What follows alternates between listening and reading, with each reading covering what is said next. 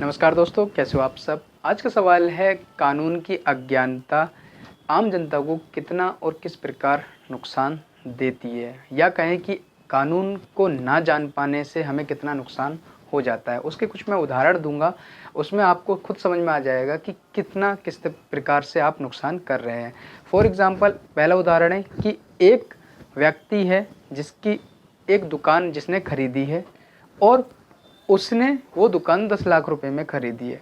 अब इसके ऊपर कोई और पर्सन आकर अगर अपनी दुकान मतलब अपनी ऊपर का फ्लोर बना रहा है, तो जो नीचे का दुकान मालिक है वो ये सोचकर सिर्फ उस काम को करने देता है कि ये जो है, मेरी तो दुकान सिर्फ नीचे नीचे की है, मेरी छत मेरी नहीं है, किसी और का इस पे हक है। तो ये सिर्फ एक अज्ञानता के कारण हमने अपनी छत को छोड़ दिया। आपको समझ में आया होगा। दूसरा एग्जाम्पल देता हूँ कि कुछ लोग ऐसा सोचते हैं कि रात को अगर वह उसके साथ कोई घटना हुई है तो थाने में जाकर हम क्या करेंगे, क्यों? क्योंकि थाने में तो रात को एफआईआर नहीं लिखी जाती। ये कानून की अज्ञानता ही है, जो उन लोगों को नहीं पता कि रात थाने में 24 घंटे आप कभी भी जाइए और आपके साथ अगर कोई घटना हुई है, एट ए टाइम आप एफआईआर करा सकते हैं। ठीक है। तीसरा क्वेश्चन है कि किसी व्यक्ति के साथ लड़ाई झगड़ा हुई, उसकी टांग टूट गई और उसने उस चीज़ की एमएलसी रिपोर्ट नहीं करवाई, मतलब कि किसी हॉस्पिटल में, सरकारी हॉस्पिटल में एमएलसी नहीं कराया। सिर्फ क्या करा, उसको सिर्फ बिना एमएलसी करे बाद में जाकर आप रिपोर्ट कर रहे हैं।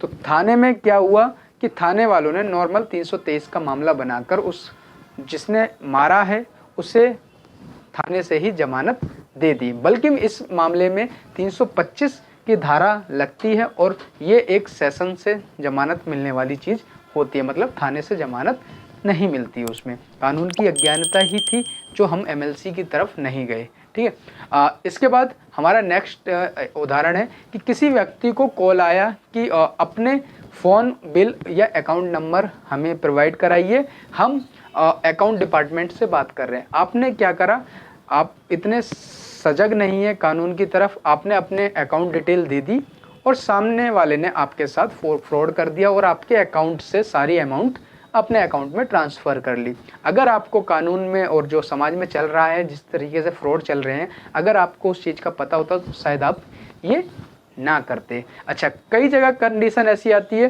कि हम क्या है कि कहीं पर लड़ाई झगड़ा हुए, आप एक मूक दर्शक हैं और मूक दर्शक बने रहने के बाद आपने पुलिस को नहीं बुलाया, सिर्फ इसलिए आपको भी उस क्राइम में संलिप्त कर लिया गया, आप इसमें अपने बचाव ना कर पाए।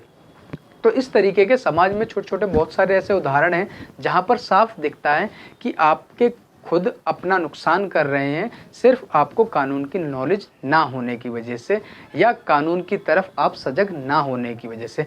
हमारा भी इन वीडियो को बनाने का मतलब ये है कि आप कानून की तरफ सजग रहें, क्या आपके अधिकार हैं, क्या आपका नुकसान है, वो सब आप समझें और कानून में किस किस पर्सन से डरना चाहिए